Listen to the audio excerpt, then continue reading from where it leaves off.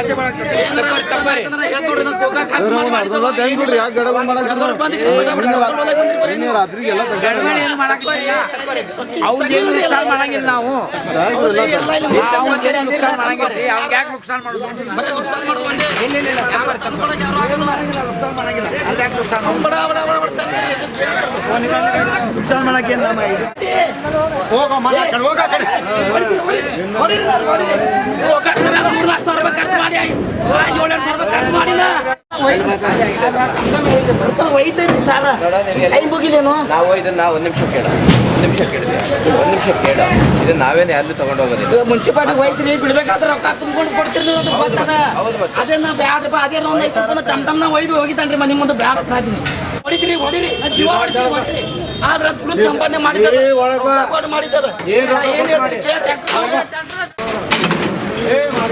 ನಾ ಹೇಳಕ್ ಕೇಳ್ರಿ ಹಾಕಿ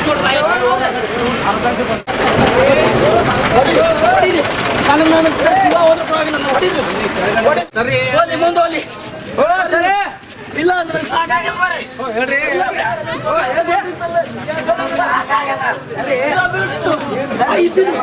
ತಗೊಂಡು ಹೋಗ್ತಿದ್ದಿ, ಅದು ತಗೊಂಡು ಹೋಗ್ಲಾಕ ಕೂತ್ರೆ ಟೈಮ್ ಕೊಡಕತ್ತಿಲ್ಲ. ಕೆಳಗಡೆ ನನ್ನ ಮಾತು ಕೇಳ್ರಿ, ನನ್ನ ಸಾಮಾನು ಒಯ್ದು सामान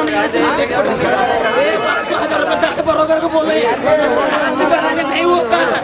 अब लेको चार नहीं, ले चार नहीं होगा ये ले चार लेके तुम जबरदस्ती ले पड़ाई वो जान चल ले चार रहे नहीं होगा नहीं होगा कहां जाते हैं गाड़ी भाई जी ओ यहां से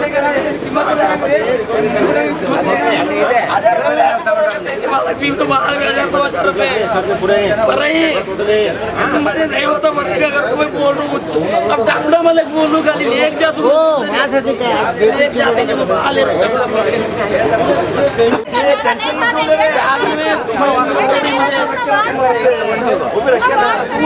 करो तो मैं सारा बोले